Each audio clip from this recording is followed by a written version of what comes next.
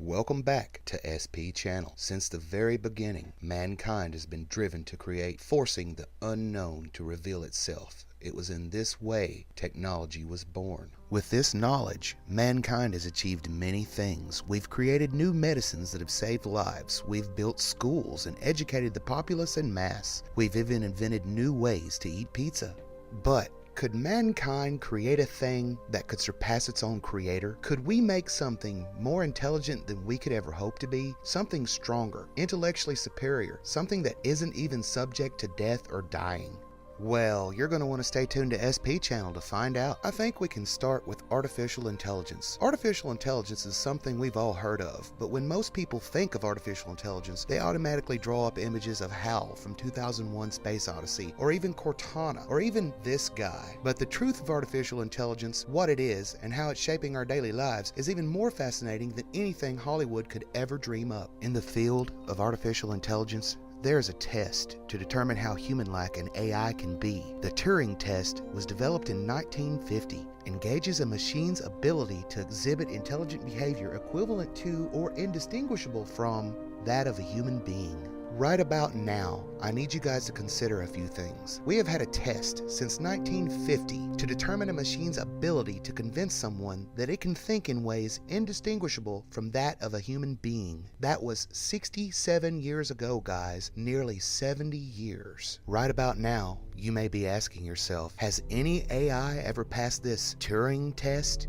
As it turns out, yes. More than one. The most recent artificial intelligence to pass the Turing test was an AI named Eugene Gutzman, which simulated a 13-year-old Ukrainian boy. Eugene passed the Turing test on June 9th, 2014 at an event organized by the University of Reading. There'll be a link in the description below for that, guys. We've been working on artificial intelligence for a very long time, guys. What a lot of people don't realize is when they think of artificial intelligence, they're thinking of something similar to the movies or documentaries they've seen, like 2001 A Space Odyssey or Terminator. But those movies are decades old. Science never sleeps. Technology is an extension of the human will to create. At the bleeding edge of modern science, we have brain interface technology. The human mind is really not so different from a machine as one may think. We've reached a point now that we're able to record the brain waves while one sleeps, and have a machine with brain interface technology interpret those brain waves into dreams that we can see on a monitor screen.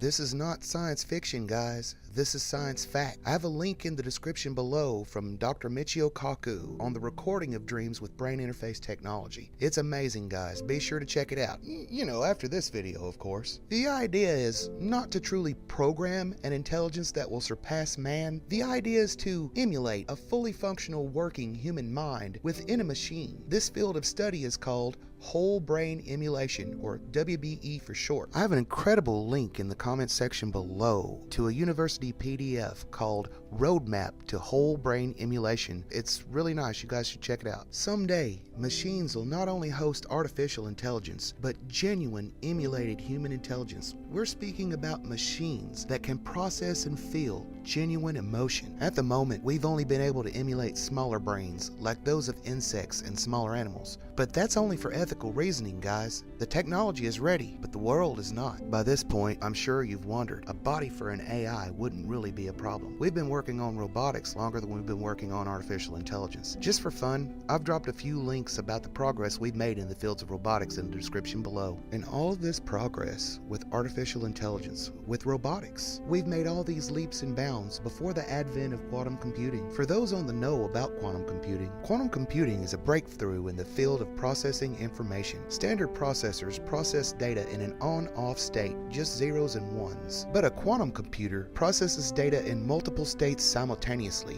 by stripping the electrons from atoms and using the polarization of each electron to send data packets. As such, quantum computing is literally hundreds of thousands of times faster than any standard processor on planet Earth. And it all leads to this. What happens when artificial intelligence, a concept that had already passed the Turing test before the advent of quantum computing, it had convinced a room full of scientists that it could think in ways indistinguishable from that of a human being? What happens when you pair that kind of program with a quantum processor? What do you get? Some of the most brilliant minds on planet Earth have warned us about the future of artificial intelligence. Dr. Stephen Hawking himself warned in December 2014 that efforts to create thinking machines pose a threat to our very existence. My own personal feelings are that if a machine truly does have independent thought, then surely some machines will have their own opinions, and they would want to help mankind progress. If free will truly is something we can give a machine, then would that be artificial life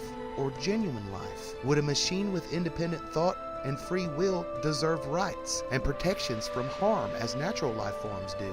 Let me know your thoughts about that in the comments section, guys. I want to thank each and every one of you for coming, for listening to what I have to say. You know, here on YouTube, I can dazzle you with science, but I'm like this all the time. This is who I am. So in reality, the people around me get sick of hearing my thoughts about things. So you guys really don't know how important you are to me. Just that you're there listening, that I have an outlet for this incredible love for science. I appreciate you guys, each and every one. If you like this video, make sure to let me know by hitting that thumbs up button. Subscribe maybe. Make sure to tune in next time to SP Channel.